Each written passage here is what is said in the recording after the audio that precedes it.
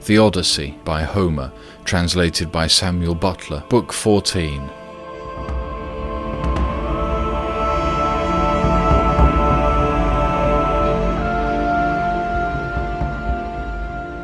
Ulysses in the hut with Eumaeus.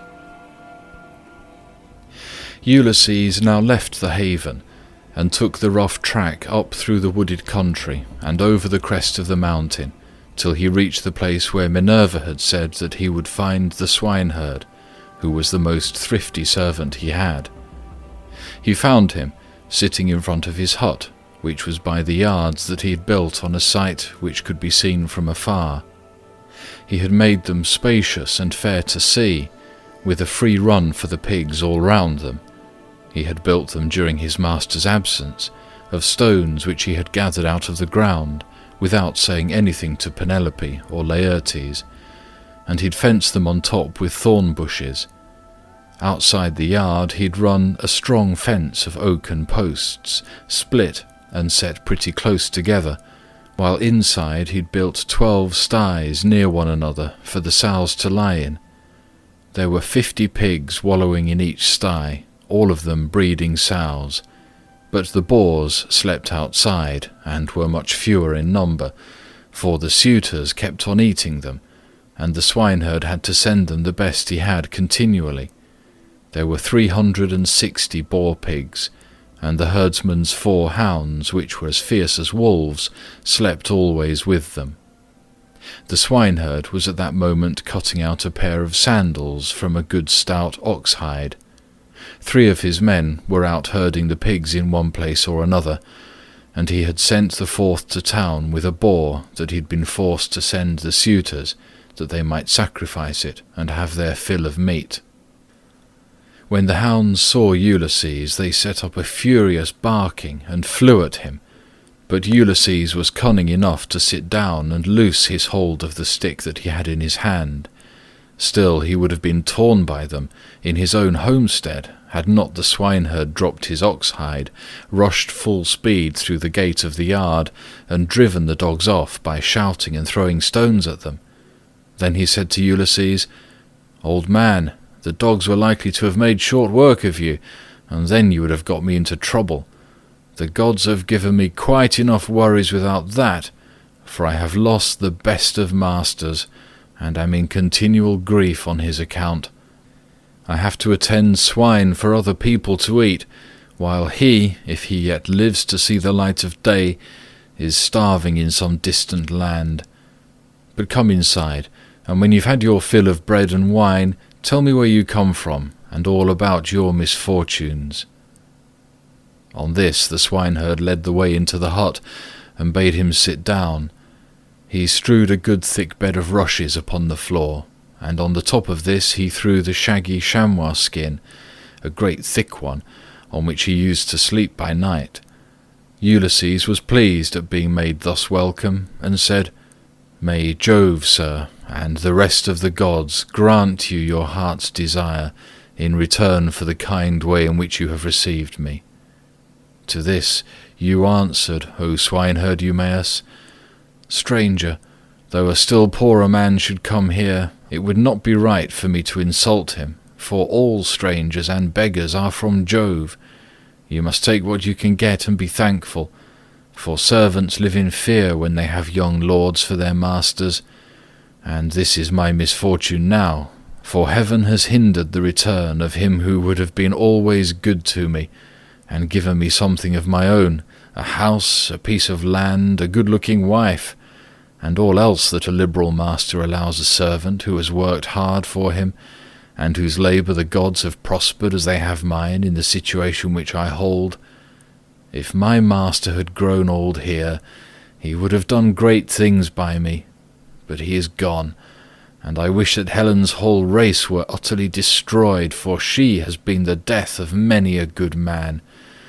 It was this matter that took my master to Ilios, the land of noble steeds, to fight the Trojans in the cause of King Agamemnon." As he spoke, he bound his girdle round him and went to the sties where the young sucking pigs were penned. He picked out 2, which he brought back with him and sacrificed. He singed them, cut them up, and spitted them. When the meat was cooked, he brought it all in, and set it before Ulysses, hot and still on the spit, whereon Ulysses sprinkled it over with white barley meal. The swineherd then mixed wine in a bowl of ivy wood, and taking a seat opposite Ulysses, told him to begin. "Fall to, stranger," said he, "on a dish of servants' pork. The fat pigs have to go to the suitors, who eat them up without shame or scruple. But the blessed gods love not such shameful doings, and respect those who do what is lawful and right. Even the fierce freebooters who go raiding on other people's land, and Jove gives them their spoil, even they, when they have filled their ships and got home again, live conscience-stricken, and look fearfully for judgment. But some god seems to have told these people that Ulysses is dead and gone. They will not therefore go back to their own homes and make their offers of marriage in the usual way, but waste his estate by force without fear or stint. Not a day or night comes out of heaven, but they sacrifice not one victim, nor two only, and they take the run of his wine, for he was exceedingly rich. No other great man either in Ithaca or on the mainland is as rich as he was. He had as much as 20 men put together. I will tell you what he had. There are 12 herds of cattle upon the mainland, and as many flocks of sheep. There are also 12 droves of pigs, while his own men and hired strangers feed him 12 wildly spreading herds of goat. Here in Ithaca he runs even large flocks of goats on the far end of the island, and they are in the charge of excellent goat herds. Each one of these sends the suitors the best goat in the flock every day. As for myself, I'm in charge of the pigs that you see here, and I have to keep picking out the best I have and sending it to them." This was his story. But Ulysses went on eating and drinking ravenously without a word, brooding his revenge. When he had eaten enough and was satisfied, the swineherd took the bowl from which he usually drank, filled it with wine, and gave it to Ulysses, who was pleased, and said as he took it in his hands, "My friend, who was this master of yours that bought you and paid for you, so rich and so powerful as you tell me? You say he perished in the cause of King Agamemnon. Tell me who he was, in case I may have met with such a person. Jove and the other gods know, but I may be able to give you news of him, for I have travelled much." Eumaeus answered, "Old man, no traveller who comes here with news will get Ulysses' wife and son to believe his story. Nevertheless, tramps in want of a lodging keep coming with their mouths full of lies, and not a word of truth. Every one who finds his way to Ithaca goes to my mistress and tells her falsehoods, whereon she takes them in, makes much of them, and asks them all manner of questions, crying all the time as women will when they have lost their husbands. And you too, old man, for a shirt and a cloak would doubtless make up a very pretty story. But the wolves and birds of prey have long since torn Ulysses to pieces, or the fishes of the sea have eaten him, and his bones are lying buried deep in sand upon some foreign shore. He is dead and gone, and a bad business it is for all his friends, for me especially. Go where I may, I shall never find so good a master, not even if I were to go home to my mother and father, where I was bred and born. I do not so much care, however, about my parents now, though I should dearly like to see them again in my own country. It is the loss of Ulysses that grieves me most. I cannot speak of him without reverence, though he is no longer here. For he was very fond of me, and took much care of me, that wherever he may be, I shall always honour his memory." "My friend," replied Ulysses, "you are very positive and very hard of belief about your master's coming home again. Nevertheless, I will not merely say, but will swear, that he is coming. Do not give me anything for my news till he has actually come. You may then give me a shirt and cloak of good wear, if you will. I am in great want, but I will not take anything at all till then, for I hate a man, even as I hate hellfire, who lets his poverty tempt him into lying. I swear by King Jove, by the rites of hospitality, and by that hearth of Ulysses to which I have now come, that all will surely happen as I have said it will. Ulysses will return in this selfsame year. With the end of this moon and the beginning of the next, he will be here to do vengeance on all those who are ill-treating his wife and son." To this you answered, O swineherd Eumaeus, "Old man, you will neither get paid for bringing good news, nor will Ulysses ever come home. Drink your wine in peace, and let us talk about something else. Do not keep on reminding me of all this. It always pains me when anyone speaks about my honoured master. As for your oath, we will let it alone. But I only wish he may come, as do Penelope, his old father Laertes, and his son Telemachus. I am terribly unhappy too about this same boy of his. He was running up fast into manhood, and bade fair to be no worse a man, face and figure, than his father. But someone, either god or man, has been unsettling his mind, so he has gone off to Pylos to try and get news of his father, and the suitors are lying in wait for him as he's coming home, in the hope of leaving the house of Arcasius without a name in Ithaca. But let us say no more about him, and leave him to be taken, or else to escape if the son of Saturn holds his hand over him to protect him. And now, old man, tell me your own story. Tell me also, for I want to know, who you are and where you come from. Tell me of your town and parents, what manner of ship you came in, how crew brought you to Ithaca, and from what country they profess to come, for you cannot have come by land." And Ulysses answered, "I will tell you all about it. If there were meat and wine enough, and we could stay here in the hut with nothing to do but to eat and drink while the others go to their work, I could easily talk on for a whole 12 months without ever finishing the story of the sorrows with which it has pleased heaven to visit me. I am by birth a Cretan. My father was a well-to-do man, who had many sons born in marriage, whereas I was the son of a slave whom he'd purchased for a concubine. Nevertheless my father, Castor, son of Hylax, whose lineage I claim, and who was held in the highest honour among the Cretans for his wealth, prosperity, and the valour of his sons, put me on the same level with my brothers who'd been born in wedlock.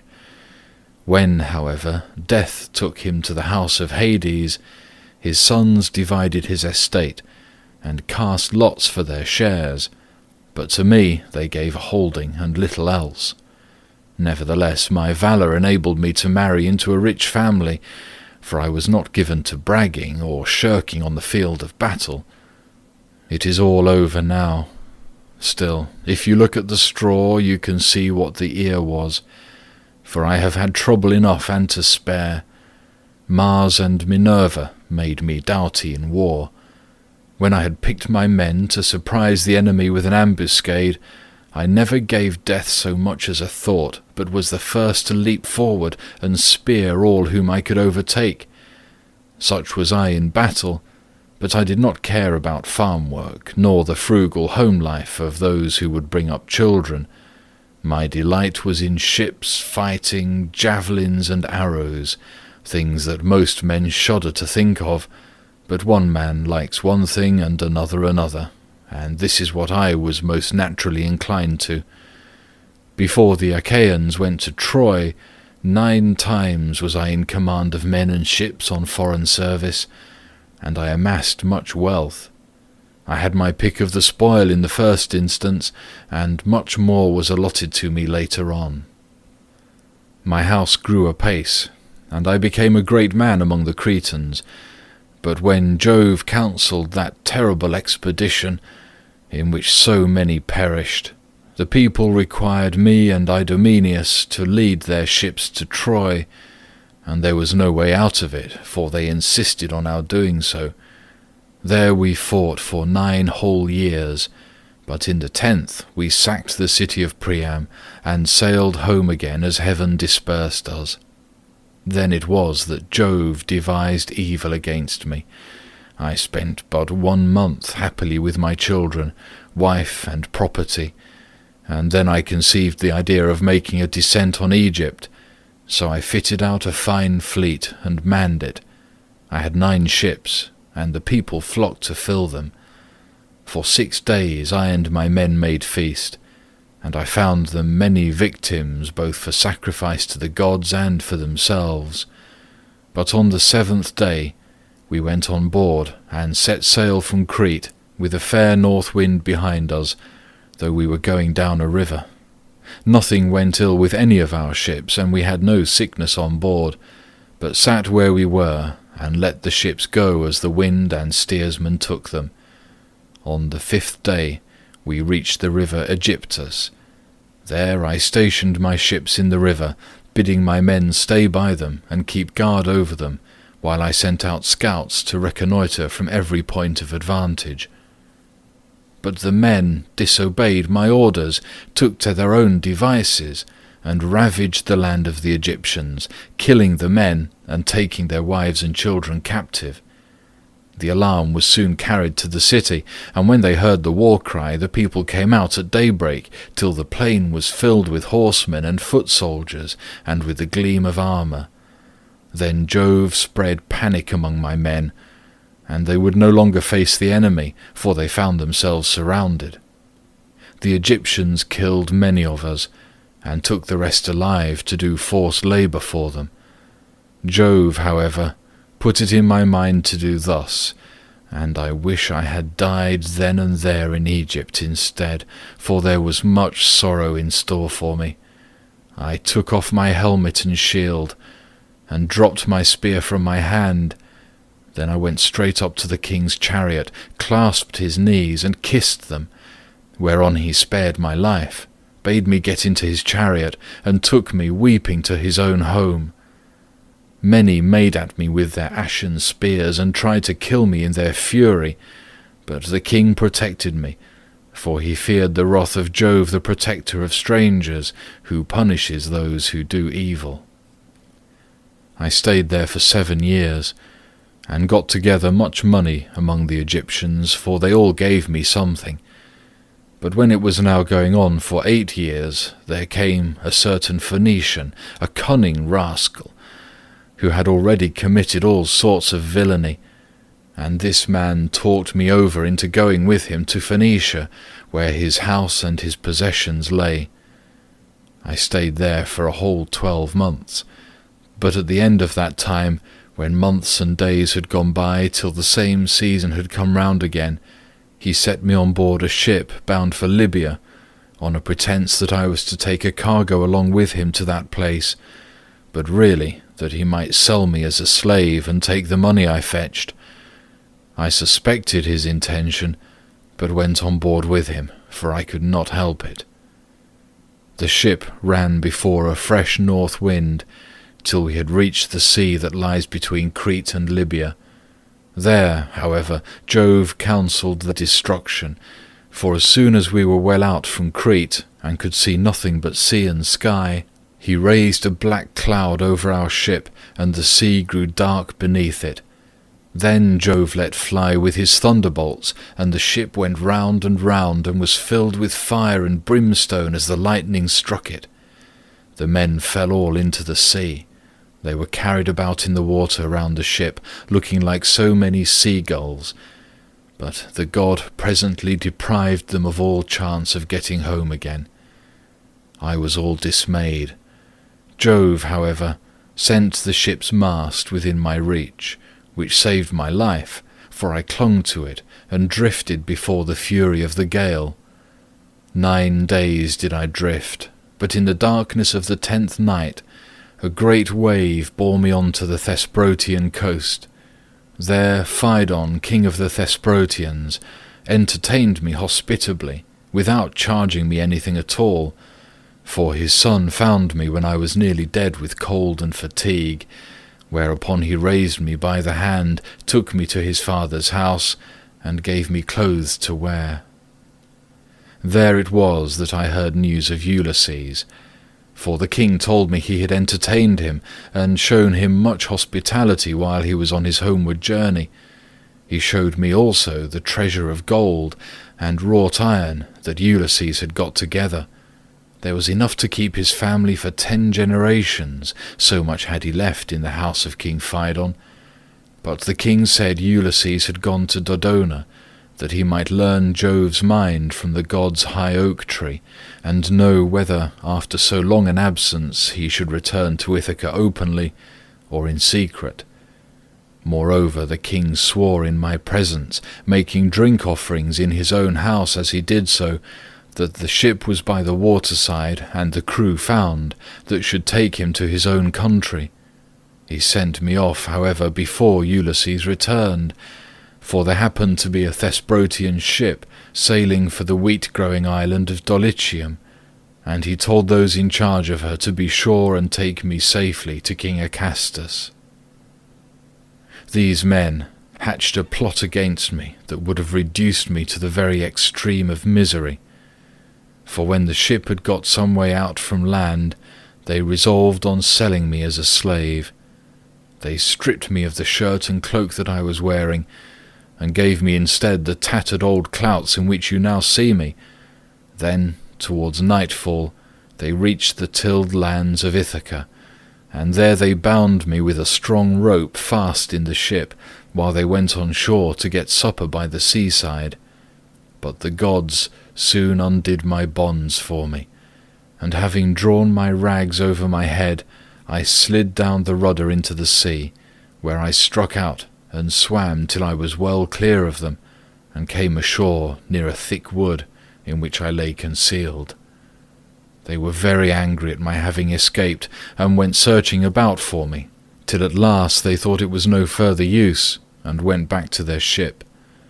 The gods, having hidden me thus easily, then took me to a good man's door, for it seems that I am not to die yet a while. To this you answered, O swineherd Eumaeus, Poor unhappy stranger, I have found the story of your misfortunes extremely interesting, but that part about Ulysses is not right, and you will never get me to believe it. Why should a man like you go about telling lies in this way? I know all about the return of my master. The gods, one and all of them, detest him, or they would have taken him before Troy, or let him die with friends around him when the days of his fighting were done. For then the Achaeans would have built a mound over his ashes, and his son would have been heir to his renown. But now the storm winds have spirited him away, we know not whither. As for me, I live out of the way here with the pigs, and never go to the town, unless when Penelope sends for me on the arrival of some news about Ulysses. Then they all sit round and ask questions, both those who grieve over the king's absence, and those who rejoice at it because they can eat up his property without paying for it. For my own part, I have never cared about asking anyone else, since the time when I was taken in by an Aetolian, who had killed a man and come a long way till at last he reached my station, and I was very kind to him. He said he had seen Ulysses with Idomeneus among the Cretans, refitting his ships which had been damaged in a gale. He said Ulysses would return in the following summer or autumn with his men, and that he would bring back much wealth. And now you unfortunate old man, since fate has brought you to my door, do not try to flatter me in this way with vain hopes. It is not for any such reason that I shall treat you kindly, but only out of respect for Jove, the god of hospitality, as fearing him and pitying you. Ulysses answered, I see that you are of an unbelieving mind. I have given you my oath, and yet you will not credit me. Let us then make a bargain, and call all the gods in heaven to witness it. If your master comes home, give me a cloak and shirt of good wear, and send me to Dulichium, where I want to go. But if he does not come as I say he will, set your men on to me, and tell them to throw me from yonder precipice, as a warning to tramps not to go about the country telling lies. "And a pretty figure I should cut then," said Eumaeus, "both now and hereafter, if I were to kill you after receiving you into my hut and showing you hospitality. I should have to say my prayers in good earnest if I did. But it is just supper time, and I hope my men will come in directly that we may cook something savoury for supper." Thus did they converse, and presently the swineherds came up with the pigs, which were then shut up for the night in their sties, and a tremendous squealing they made as they were being driven into them. But Eumaeus called to his men and said, "Bring in the best pig you have, that I may sacrifice him for this stranger, and we will take toll of him ourselves. We have had trouble enough this long time feeding pigs, while others reap the fruit of our labour." On this he began chopping firewood, while the others brought in a fine, fat, 5-year-old boar pig, and set it at the altar.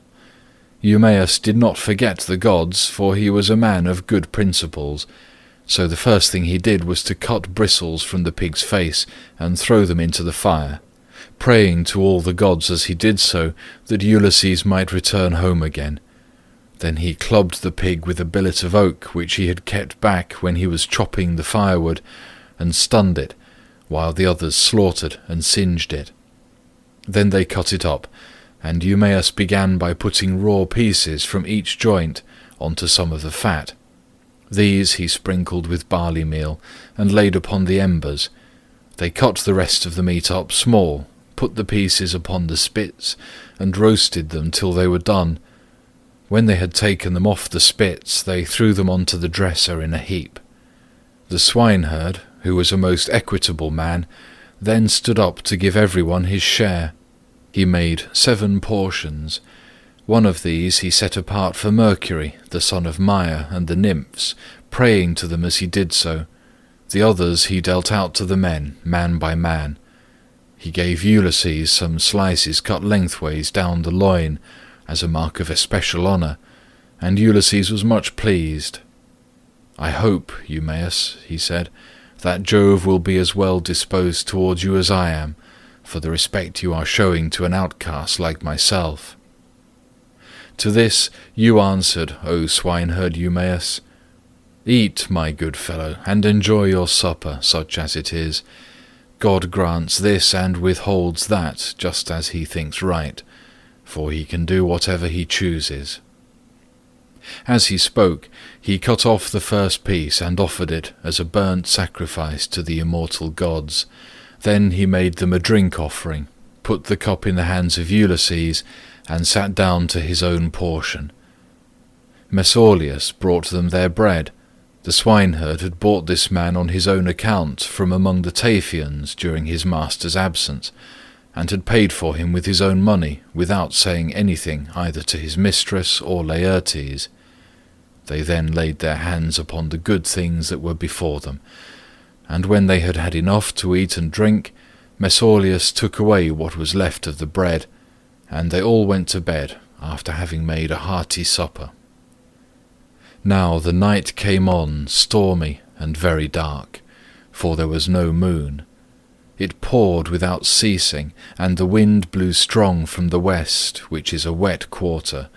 So Ulysses thought he would see whether Eumaeus, in the excellent care he took of him, would take off his own cloak and give it to him, or make one of his men give him one. "Listen to me," he said, "Eumaeus and the rest of you.